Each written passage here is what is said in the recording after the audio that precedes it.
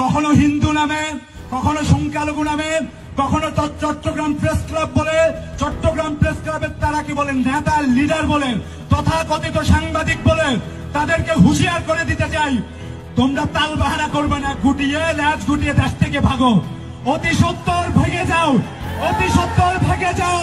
তোমার বাবারা ভেঙে গেছে, তোমার দাদারা ভেঙে গেছে, শেখ হাসিনা ভেঙে গেছে। তোমরা পাত্রাজি ফাজলামি করিও না, লড়র ফড়র করিও না, সাবধান করে দিতেছি, সাবধান হয়ে যাও। এক সপ্তাহ তোমাদেরকে আলটিমেটাম দিয়ে দিলাম, এক সপ্তাহ আলটিমেটাম, তারপরকে তোমাদেরকে দেখে নিব, যতক্ষণ বেঁচে আছি তারপরে তোমাদেরকে দেখে নিব। নাসরুম মিনাল্লাহ ওয়া ফাতহুন করিব ওয়া বাশশিরিল মুমিনিন।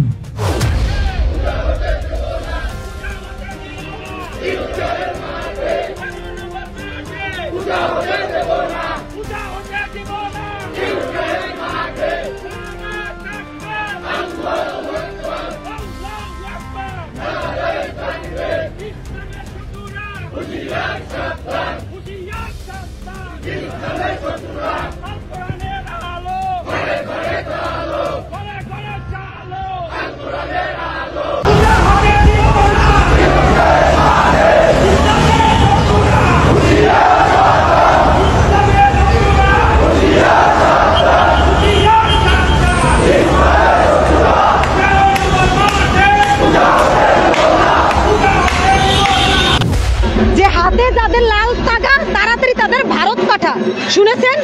এই নিউজটাকে কভার করেছেন। এইটা এর মানে কি হাতে লাল তাগা? বন্ধুরা, আজ আমরা এমন এক বিষয় নিয়ে আলোচনা করতে চলেছি যা শুধুমাত্র ধর্মীয় স্বাধীনতার উপর আঘাত নয়, বরং মানবতার উপর আঘাত। বাংলাদেশে দুর্গাপূজার সময় হিন্দু সম্প্রদায়ের উপর মৌলবাদী শক্তিগুলির যে নির্লজ্জা আক্রমণ হচ্ছে তা আমাদের সবার জন্য উদ্বেগের বিষয়। দুর্গাপূজা যা হিন্দুদের অন্যতম প্রধান ধর্মীয় উৎসব, সেই সময়ই হিন্দুদের উপর এই বর্বর হামলা চালানো হচ্ছে। বাংলাদেশে হিন্দু সম্প্রদায়ের ধর্মীয় স্বাধীনতা আজ চরম হুমকির মুখে। শুধু ধর্মীয় স্বাধীনতাই নয়, আজ বাংলাদেশের হিন্দুদের জীবন সংকটের মুখে। তোর বাবারে 1 ঘন্টার মধ্যে পাঠাইয়ে দিবি বাড়ি, এই এলাকায় থাকতে পারবে না। আর তোরা কালকে সকালে কেউ ওঠার আগে সকালবেলা উঠে চলে যাবি, এদের সাইডে চলে যাবি, আর কারোরে কিছু বলবি না, তাইলে তোগো জান শেষ হয়ে যাবে। জান কোনো মতেই তোরা রাখতে পারবি না। আমাদের বাসা বাড়ি কেন পুড়িয়ে দেওয়া হবে? আমরা তো সরকারের কাছ থেকে শান্তি চাই। সরকার চলে যাওয়ার পর থেকে আমাদের কাছে সবসময় নির্যাতিত হয়ে থাকে। হেড স্যার বলছে যে গীতা পাঠ হবে না, সময়ের কারণে গীতা পাঠ হচ্ছে না, তাই গীতা পাঠ করা হবে না। আবার আমাদেরকে বলছে যে তোমরা কোরআন শরীফের সূরা মুখস্থ করবা, 7 দিনের মধ্যে অর্থসহ সূরা মুখস্থ করবা, তার নাইলে হিজাব করবা। হিজাব ছিল, হিজাব থেকে ওরা হিজাব করতে বলছে, আবার পর্দা করতে বলছে। তাই পর্দা না করলে তোমাদের শরীর মেয়েরা ছেলেরা দেখবে। ক্লাসে আবার স্যারেরা বাজেভাবে আমাদেরকে গালি দেয়। এখন তাদের অস্তিত্বের জন্য বেঁচে থাকার লড়াই, মা বোনেদের ইজ্জত বাঁচানোর লড়াই, ছোট ছোট শিশুদের প্রাণ বাঁচানোর লড়াই, নিজেদের মাথার উপর ছাদ বাঁচানোর লড়াই করে তাদের বাঁচতে হচ্ছে। বন্ধুরা, দুর্গাপূজা শুরু হওয়ার সঙ্গে সঙ্গেই বাংলাদেশে হিন্দুদের উপর নির্যাতন আরও বেড়েছে। নরসিংদী, কুমিল্লা, বরিশাল, রংপুর সহ বিভিন্ন অঞ্চলে মন্দির এবং দুর্গাপূজার প্যান্ডেলে আক্রমণ করা হচ্ছে, মূর্তি ভাঙচুর করা হচ্ছে এবং পূজা কমিটির সদস্যদের উপর হুমকি দেওয়া হচ্ছে। পূজা কমিটি আমাদের 13 নম্বর সেক্টরে পূজা করতে চেয়েছিল, সেখানে প্রশাসন থেকে শুরু করে আমরা বারংবার তাদের সাথে মিটিং করেছি। এই মাঠের সামনেই কাছেই আমাদের মসজিদ রয়েছে, 5 ওয়াক্ত নামাজ আমাদেরকে ওখানে পড়তে হয়। আমাদের মুসল্লিরা এই মাঠের চারপাশ দিয়ে মসজিদে নিয়মিত যায় এবং আসে। একটা পূজা, এটা তাদের ধর্মীয় উৎসব, কিন্তু আমাদের জন্য এটা পাপ। আমরা মসজিদে যাওয়ার সময় পূজা মণ্ডপ দেখে যাব, আসার সময় পূজা মণ্ডপ দেখে আসবো, এটা কি হতে পারে? নারায়ণগঞ্জে মৌলবাদীরা রাতের অন্ধকারে এই দুর্গাপূজার মূর্তি ভেঙে ফেলে। শুধু তাই নয়, পূজা বন্ধ করার জন্য আয়োজকদের উপর চাপ দেওয়া হচ্ছে। প্যান্ডেল করতে গেলে 5 লাখ টাকা কর দিতে হবে বলে হুমকি দেওয়া হচ্ছে।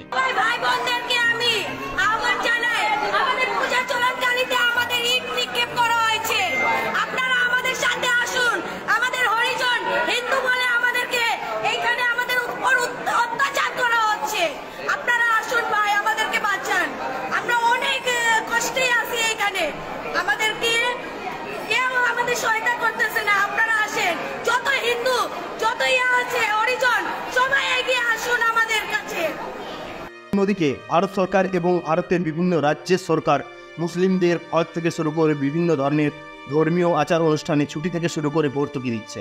তারপরেও ভারতবর্ষের ধর্ম নিরপেক্ষতা নিয়ে প্রশ্ন তুলি। ভারতবর্ষে হিন্দু মুসলিম ভাই ভাইয়ের মতো বসবাস করে।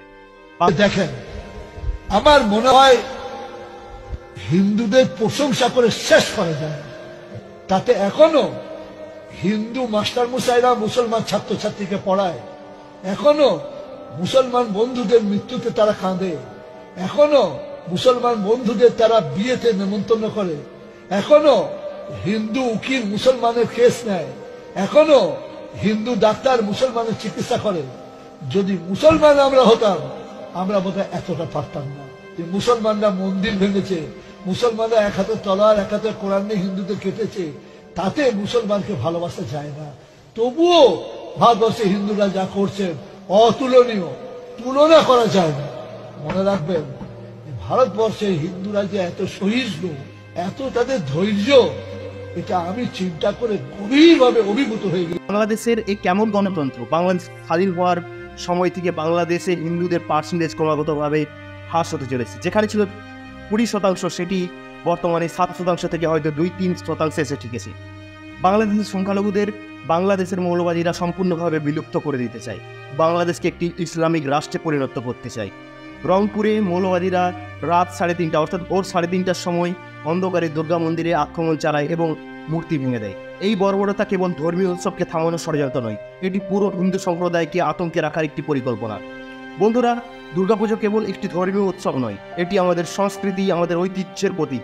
বাংলাদেশে হিন্দুরা সারা বছর অপেক্ষা করে এই পূজা উদযাপনের জন্য, কিন্তু এবার মৌলবাদীরা ঠিক করেছে যে হিন্দুরা দুর্গাপূজা উদযাপন করতে পারবে না। এর মানে কি? এর মানে স্পষ্ট, বাংলাদেশকে একটি পূর্ণ ইসলামী রাষ্ট্রে পরিণত করার চেষ্টা চলছে, যেখানে হিন্দুদের কোনো অধিকার থাকবে না।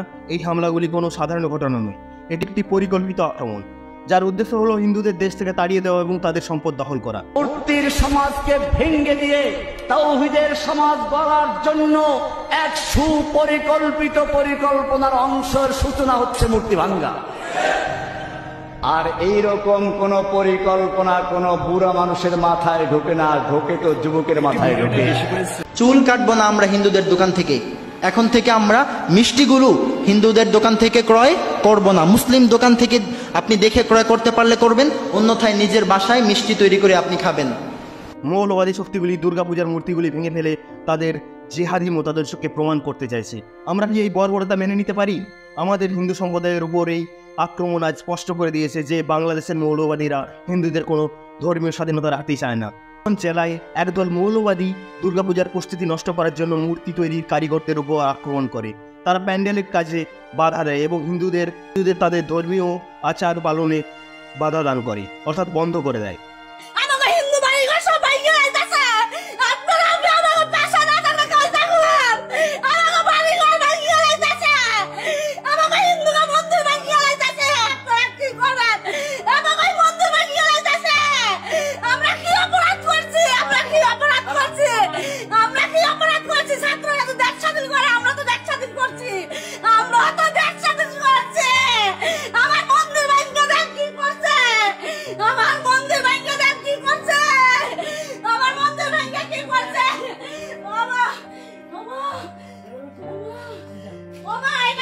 আমরা কি কোনো রাজনীতি করি না, কোনো কিছুতে আমরা যাই, আমরা কোনো কিছুতে যাই।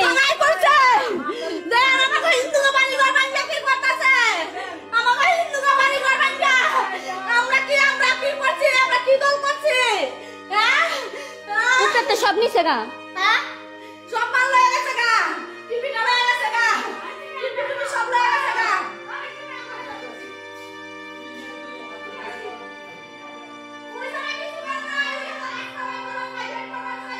মোটরটা নিচে গা, মোটর। মৌলবাদীরা দীর্ঘদিন ধরে বাংলাদেশের হিন্দুদের উপর অত্যাচার চালিয়ে আসছে। শেখ হাসিনার সরকার চলে যাওয়ার পর এই অত্যাচার আরও বেড়েছে। এবার শুধু দুর্গাপূজা নয়, সারা বছর ধরে হিন্দুদের উপর এই হামলা চালানো হচ্ছে। দোকান, বাড়ি, মন্দির কিছুই বাদ দেওয়া হচ্ছে না।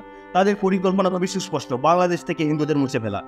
বন্ধুরা, এখন প্রশ্ন হলো ভারত সরকার এবং আন্তর্জাতিক সম্প্রদায় কি করছে? আমরা কি কেবল চুপচাপ বসে থাকবো এবং এই অত্যাচার দেখতে থাকবো, নাকি এবার আমাদের একটি কড়া পদক্ষেপ নিতে হবে? দেশে হিন্দুদের এই দুর্দশার অবস্থা মেনে নেওয়া যায় না। ভারত সরকার এবং জাতিসংঘকে অবিলম্বে এই বিষয়ে কড়া পদক্ষেপ নিতে হবে।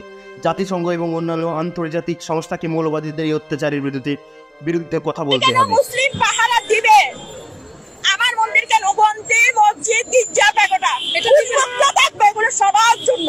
এগুলো তো কোনো পাহারাদার লাগে না, এটা ধর্মস্থান, এটা একটা পবিত্র স্থান, মানুষের একটা পবিত্র স্থান। এটাতে মানুষের দুঃখ কষ্টের কথা ওই জায়গায় গিয়ে একটু বসে একটু শান্তি পাবে, বুঝায় মনের দুঃখটা। এটা তো থাকবে উন্মুক্ত স্থান, এটা তো তালা থাকবে, এটাতে পাহারা থাকবে। কেন কেন আমরা কেহ দেশি মসজিদ মানুষকে বলবো, যদি আপনার মনে হয় রক্ত চাই তাহলে বলবেন আমাদের। আবু সাইদ যেভাবে কোটা আন্দোলনে বুক পেতেছিল শেখ হাসিনার কাছে, সেখানে আমরাও আপনার কাছে বুক পেতে। সরকারের কাছে আসলে আমরা যে দাবিগুলো দিয়েছিলাম, আমার মনে হয় না এগুলা দাবি। কোন দেশে যদি একটা বাস্তবায়িত হওয়া জিনিস, যেগুলো সম্ভাবনা আছে, সেগুলো যদি বাস্তবায়িত না হয়, সেগুলোর থেকে দুঃখজনক একটা স্বাধীন রাষ্ট্রে লজ্জার মতো এরকম জিনিস আর কোনো স্বাধীন রাষ্ট্রে নেই। বাংলাদেশ স্বাধীন রাষ্ট্র, কিন্তু বাংলাদেশের আমার মনে হয় না যে বাংলাদেশের কোনো সংখ্যা গরিষ্ঠ বাদে বাকি লোকেরা যে স্বাধীন। কারণ বাংলাদেশে দফায় দফায় আন্দোলন হচ্ছে। কেন হচ্ছে? বাংলাদেশে তো আগে আন্দোলন হচ্ছিল না, আমাদের উপর নির্যাতন হচ্ছে। কেন হচ্ছে? নির্যাতন তো আগে অত ভয়ঙ্কর ভাবে হয় নাই, এখন কেন ভয়ঙ্কর ভাবে হইতেছে? এসব তো আমাদের এক্সপেকটেশন ছিল না। পূজার মনে হয় 5 দিন বাকি আছে, আজকে পর্যন্ত প্রতিমা ভাঙচুর হচ্ছে। প্রতিমায় যদি ভেঙে যায় তাহলে আমরা পূজাটা করবো কেন? বন্ধুরা, দুর্গাপূজা যা হিন্দুদের জন্য এত গুরুত্বপূর্ণ, তা উদযাপন করতেই যদি হিন্দুদের জীবন দিতে হয়, তবে এর বিরুদ্ধে আমাদের জোরালো প্রতিবাদ করা দরকার। আমি আপনাদের সকলকে আহ্বান জানাই, কেবল সামাজিক মাধ্যমে নয়, রাস্তায় নেমে প্রতিবাদ করে তুলতে হবে। আজ যদি আমরা চুপ থাকি, তবে আগামীকাল আমাদের এই মৌলবাদীদের হাতে আক্রান্ত হতে হবে। ভারতের হিন্দুদেরও এই প্রতিবাদে সামিল হতে হবে। আমাদের সবাইকে একত্রিত হয়ে এই অত্যাচারের বিরুদ্ধে শক্তিশালী প্রতিরোধ গড়ে তুলতে হবে। বন্ধুরা, আজ আমরা যে বিষয়টি নিয়ে কথা বললাম, তা শুধু বাংলাদেশের হিন্দুদের নয়, আমাদের সবারই এই বিষয়ে উদ্বেগের কারণ। আমাদের হিন্দু ধর্ম ও সংস্কৃতি রক্ষার জন্য এটাই সঠিক সময়। আমরা আর চুপ থাকবো না, আমরা এর বিরুদ্ধে লড়াই করবো এবং আন্তর্জাতিক মহলে এই বিষয়ে কথা বলবো। আমি সবাইকে অনুরোধ করছি, এই ভিডিওটি শেয়ার করুন, যাতে এই প্রতিবাদ সবার কাছে পৌঁছয়। আমাদের হিন্দু ধর্মের উপর আঘাত মেনে নেওয়া যায় না। আমাদের সকলের দায়িত্ব ধর্মীয় স্বাধীনতার পক্ষে এবং অত্যাচারের বিরুদ্ধে আওয়াজ তোলা। বন্ধুরা, ভিডিওটিকে যত পারবেন শেয়ার করুন এবং এই সংকটময় পরিস্থিতিতে বাংলাদেশের হিন্দুদের পাশে দাঁড়ান, তাদের অস্তিত্ব বাঁচাতে এগিয়ে আসুন। যদি চ্যানেলটি ভালো লেগে থাকে, অবশ্যই চ্যানেলটিকে সাবস্ক্রাইব করুন এবং এই ভিডিওটিকে লাইক করুন। জয় হিন্দ, জয় Bharat.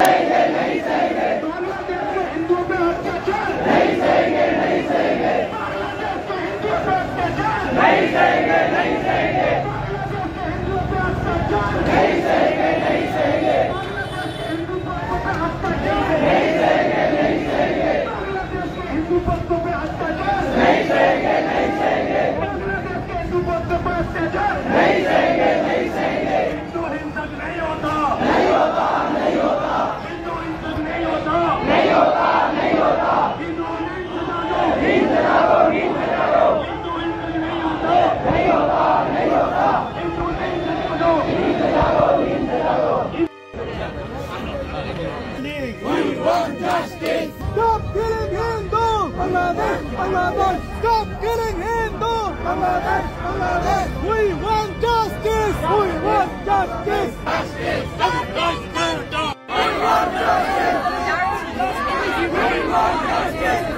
Genocide must be stopped! Genocide must be stopped! Genocide must be stopped! Enough is enough! Enough is enough! Must be stopped! We want justice!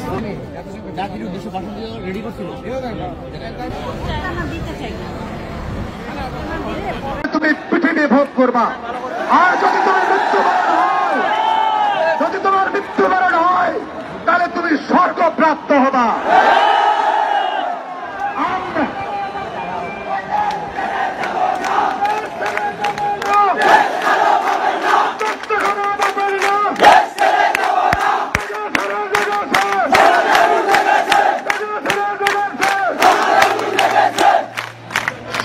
জীবন দানের উদ্দেশ্যে আমরা আজকে থেকে প্রতিজ্ঞা করলাম, যদি কোন সনাতনী ভাইদের গায়ে কোন রকম আচর দেওয়ার চেষ্টা করা হয়, আমরা আত্মবলিদান দেব।